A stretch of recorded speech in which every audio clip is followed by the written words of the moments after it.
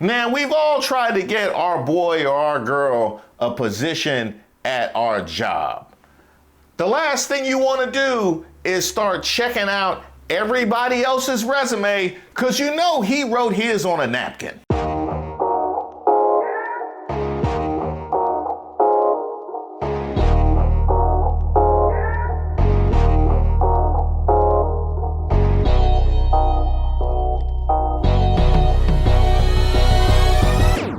Hey, shout out to all of those subscribers and members here on the channel. I am Reese Waters, and this is Who Raised Y'all, where we highlight those unique individuals going above and beyond to make our society worse. Yes. The fact that I've lived here for 25 Okay, and I live years over there and I pay rent as years. well. I don't care if you pay rent. You know, the kinds of people you'll see asking to speak to the manager at the pearly gates. My first Karen. You too. Literally walked into my house. I know I'm walking to your house. It's amazing.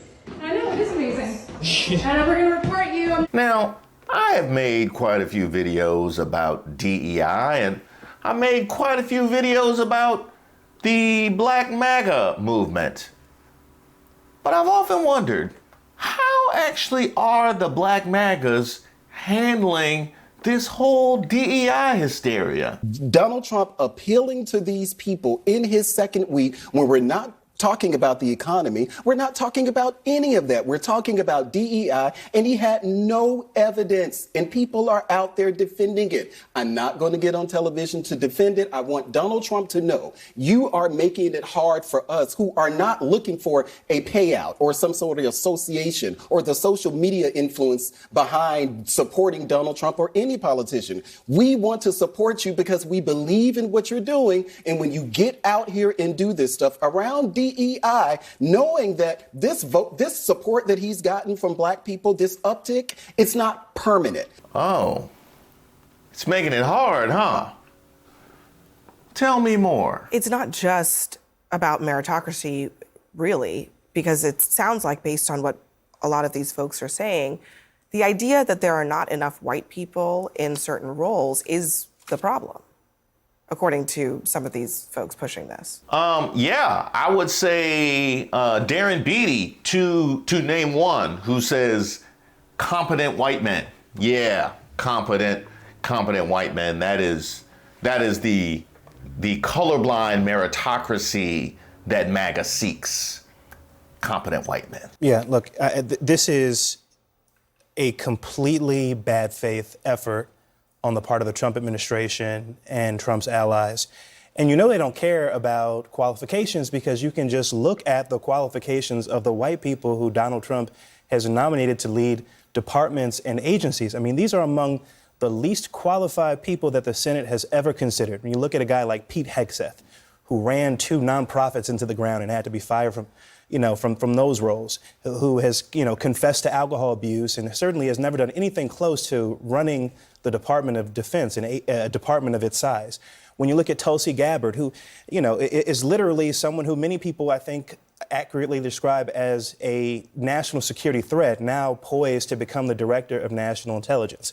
When you look at a guy like RFK, who's supposed to be over public health in this country, but doesn't believe in science and pushes dangerous conspiracy theories. And doesn't know the difference between Medicare and Medicaid, according to his confirmation hearing. Yes. You might have missed that. During yesterday's hearing, you really showed a lack of knowledge about Medicare and Medicaid. So what is Medicare Part A?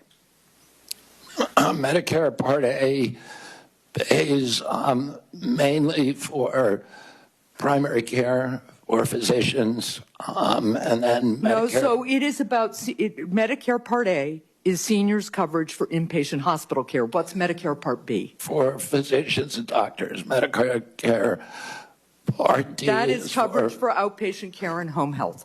So what is Medicare Part C? Medicare Part C is a program where it's the full menu of all the services, A, B, C, and D for Medicare. It is Medicare Advantage, which it's the private insurance option for seniors on Medicare. So, Mr. Kennedy, you want us to confirm you to be in charge of Medicare, but it appears that you don't know the basics of this program. And just in case, because he had to be succinct, he is in a panel discussion on live television, you didn't get the full weight and gravity of just how underqualified some of these cabinet nominees have been. You're quite sure that every general who serves should not go directly into the defense industry for 10 years. You're not willing to make that same pledge? I'm not a general, Senator. You'll be the one, let us just be clear, in charge of the generals. So you're saying sauce for the goose, but certainly not sauce for the gander? I would want to see what the policy of the president I'll is. bet you would. I'm interested in knowing what you would do if President Trump told you to withhold congressionally approved funds from the intelligence community inspector general. So my question is, if President Trump orders you to withhold appropriated funds from the inspector general, will you refuse that illegal order? I don't believe for a second President Trump would ask me to do something that would break the law. What's so hard about just saying that Biden won the 2020 election? What's hard about that? Senator, as I've said before, that President Biden was certified and sworn in, and he was the president. I don't know how else to say it. Well, the other way to say it is he won. He was the president. The other way to say it is he won. I can say Trump won. I didn't vote for him, but he won. Do you believe that the 2020 election was stolen, as President Trump says it is? Sir, my opinions on the 2020 election have been expressed in this hearing, and he's entitled to whatever opinions he wants. Do you agree with him that the election was stolen in 2020? Senator, millions of Americans have expressed concern going back to multiple elections over election integrity. Can you say the words, Joe Biden won the 2020 election? Joe Biden was the president of the United States. Now I'm old enough to remember, if you wanted to slide in some underqualified candidates, the last thing you would do was put a spotlight on the qualifications of candidates. Now, we've all tried to get our boy or our girl a position at our job. The last thing you want to do is start checking out everybody else's resume, because you know he wrote his on a napkin. You know, Pete, I don't understand why. Well, actually, I do. I get it. It's a distraction. It's a way to get us talking about it. But I also want to just highlight for a second the human consequences of this. There were 3 people aboard that Black Hawk. We don't know what happened on that aircraft. But the family of one of the people, this is our reporting at CNN, it says, at the request of the family, the name of the 3rd soldier will not be released at this time, according to the Army said. Though the 3rd soldier's name is not being released at the request of her family, CNN was told she was co-piloting the Black Hawk and had about 500 flight hours. So there were 3 people on the Black Hawk. One of them was a woman. That woman's family is afraid to put her name out there because they know that she will be blamed for this crash, despite there being absolutely no evidence one way or another. And just think about how normalized this has become, to blame the woman who happened to be there, or the black or brown person who happened to be there. Maybe they were on the ground. Maybe they were handling baggage. Maybe they were in air traffic control. If there is any tie that can be made to a group that is a non-white Christian man, they will be blamed. And her family knows that, so they don't feel comfortable identifying and having this moment of very public grief. They have to be conscious of how they are going to try and frame things. Now, how is it, and I'm going to make this point every time we have these DEI discussions, it's never, well, maybe they could have used some more women in the cockpit. Oh, you know, maybe they could have used a black or brown person in the cockpit. Maybe a little more diversity actually might have helped in this scenario. No. It's always the non-white male's fault. They get to make mistakes in a complete vacuum. But when it comes to a group that they can grab and hold on to, it becomes an indictment of their very existence. And that's what y'all call a level playing field? They got it so bad, half the time when Trump wants to deflect blame from something going on his watch, he don't even blame Biden. Half the time he blame Obama. I think this is very simple. Donald Trump doesn't like the appearance of not being in control, and he doesn't like the appearance or the implication that he may have been at fault. Now, you can like that or dislike that. It doesn't matter. That is the clear analysis. Who likes that? I mean, we have people who believe the garbage that he's putting through his bathroom pipes. But who likes that? Do you like that? You know what I want in a person? A person who has to be in control and never takes blame. That's what I like. I am just a blame machine. I take blame off of people. Just come and blame me. I love it. But I would say, and brace yourself for a sweeping generational attack. I hear every baby boomer dad that I know when I hear Donald Trump say, it's just common sense. Not speaking specifically to DEI, but any conclusion you would reach on something that happens. It's common sense. I already know what happened. I don't need an investigation. I don't need people to look into this. I know how it happened. But he's the president. But that's why he's the president, is because he connects with that mentality. He's got access to information I don't have access, or your dad, or your dad, or whoever's dad does not have access to the information he has access to. Now, this was actually a brilliant exchange. I happen to agree with him. A, and that's how he operates, and B, that's also how he got elected, because that's how he operates.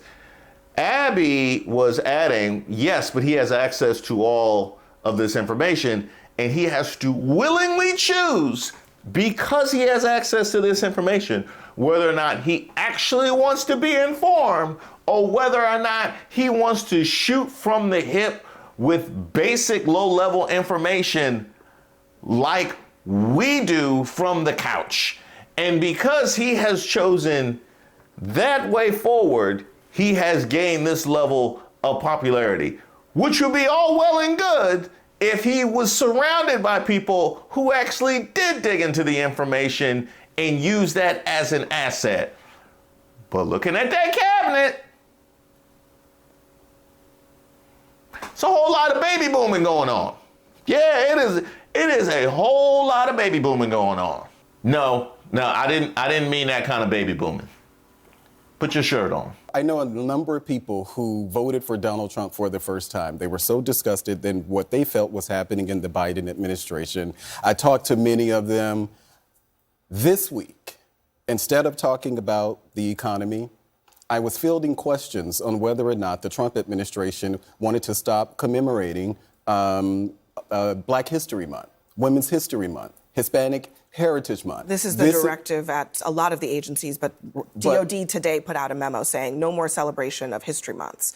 Or Holocaust Remembrance Day, or MLK So Day. I was fielding all of these questions. So when people said that they voted for Donald Trump because they were concerned about, the price of eggs and all of these type of things, because of Donald Trump's own doing, we're having to have this conversation about DEI. Now, I'm gonna stop you right there. Were they having these conversations before the election? Did they make this a big point of emphasis before the election? They did, didn't they? Yeah, they did. This was telegraphed. Y'all just ignored it. Yeah, tell that part. DEI, for many people, and I call them the woke right, it has become a stand-in for being Black and unqualified.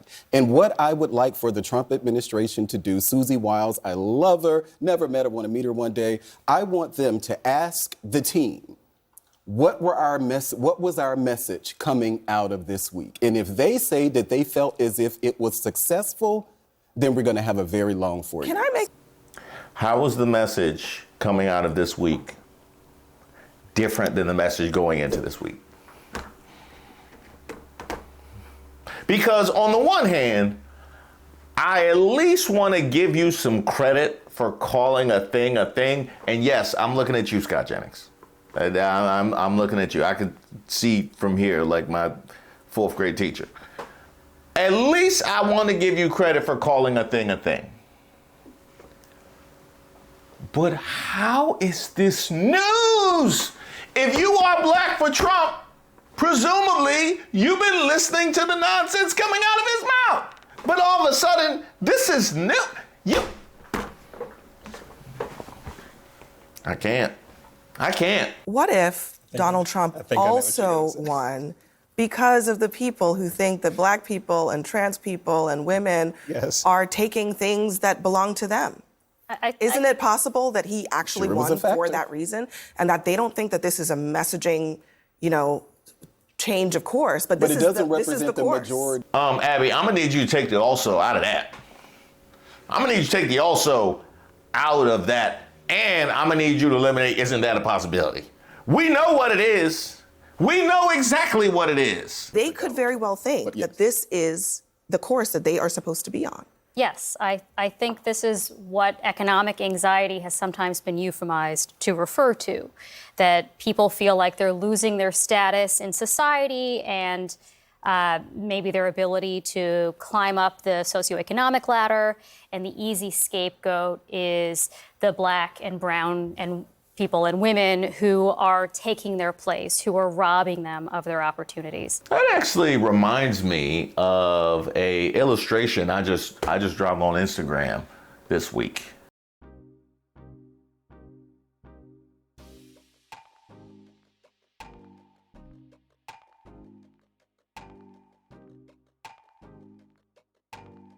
One thing I want to add to this discussion, besides the career effects on people of color and women and other groups, other underrepresented groups in government, among other positions, who may suffer because of the comments that Trump made about DEI causing these plane crashes, is that Trump surrounds himself with lackeys who have historically been shown that they are motivated to sort of backfill and retrofit evidence to fit whatever his predetermined conclusion is. So if we want to prevent tragedies like this from happening again, I would not trust whatever investigation they put together, because Trump has already determined that the cause of this problem is DEI.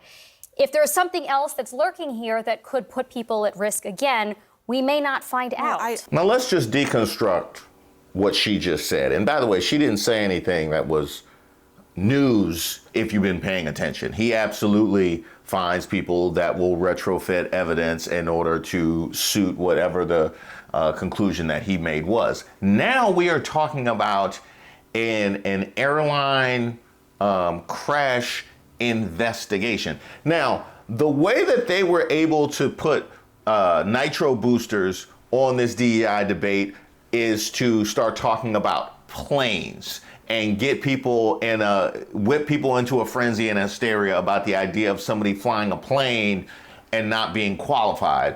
What we have now is this kind of investigation being made into the airline industry when we know that they're not interested in a conclusion that doesn't fit their political needs. So we're perfectly fine to politicize a crash investigation, which could have ramifications moving forward. That's okay.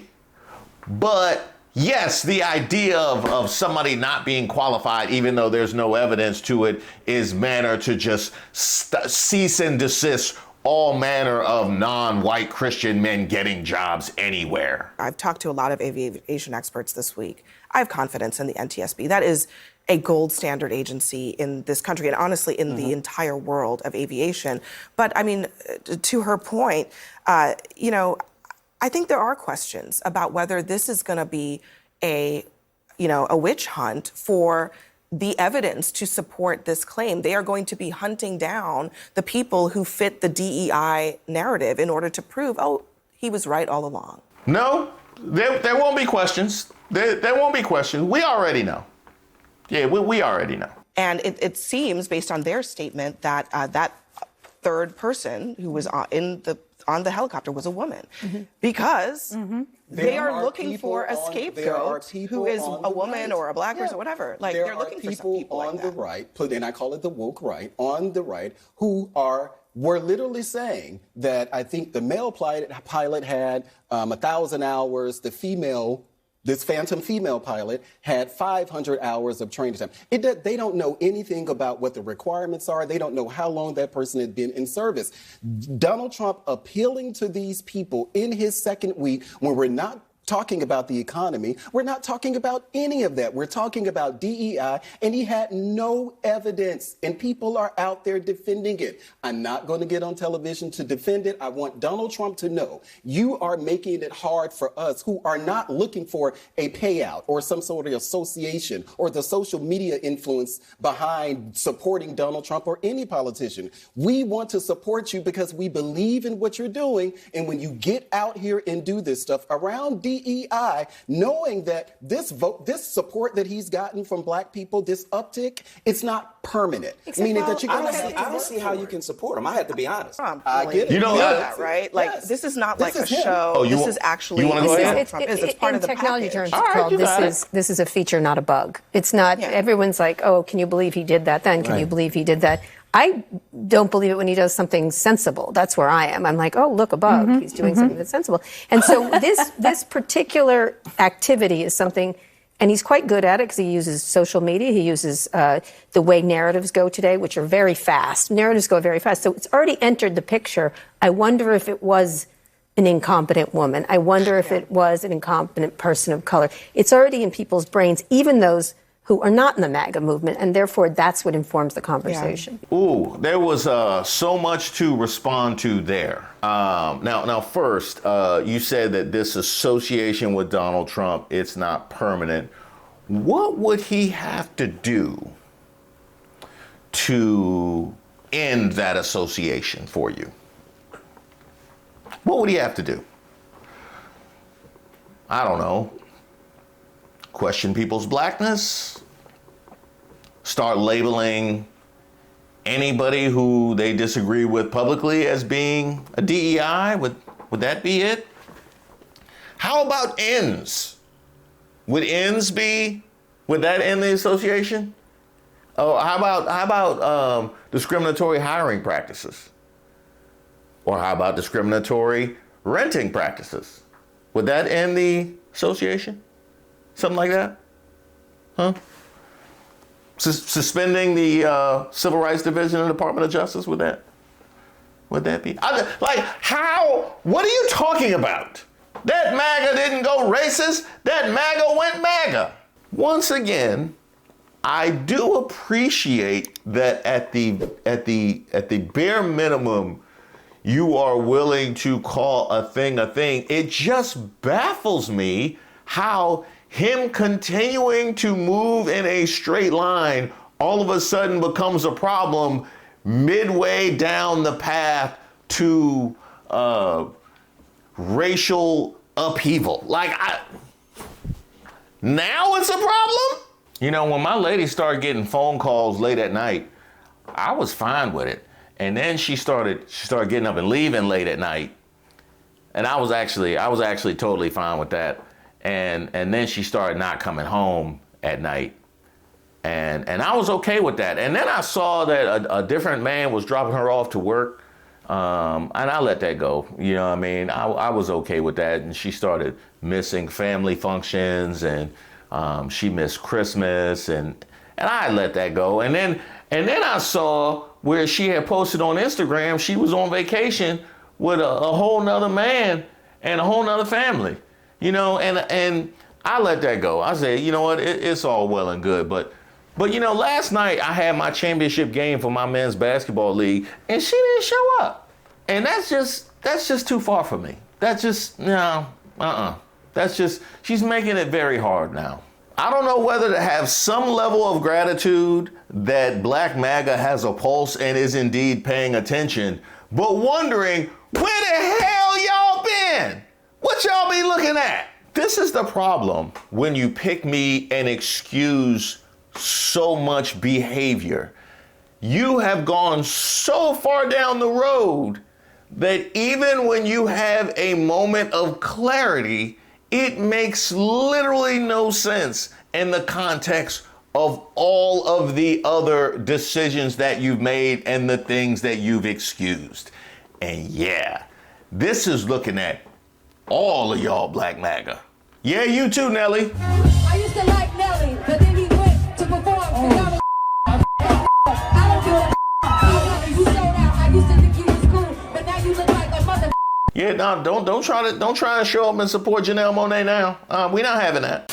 I want to thank you guys so much for watching the video and send a very special shout out to everybody who attended our last Members Only Live. Who knows how life would have turned out for me if I would have had a perm. We were celebrating hitting the 1,000 mark, and we're close to 2,000. So there's going to be a lot more where that came from. And by the way, you guys will enjoy the archive of all my past lives and videos, which is only growing. I'm also going to be rolling out some new emojis, some polls, so you guys can help me determine the direction of the channel. And if you would like to join, there is a link to membership in the description of all the videos. Now, I alluded to this a while back. Did you know that YouTube actually tells me who the most active subs are and members are on my channel? And I gotta send a shout out to y'all, because it's thanks to you guys' engagement that the content has been doing as well as it has. So I know everybody don't want their whole government out there, so I'm gonna split the difference. Shout out to Tanya S, Tyler H, Kev Z, Micah E, and Gloria B. I wouldn't be here without you guys. Also, if you guys haven't checked out my second channel, Way of Waters, I'm going to commence to posting content on there as well and talking to some folks that can hopefully help get my mind right so I can make it through the rest of 2025. We all gonna need it. Yeah, we all gonna need it.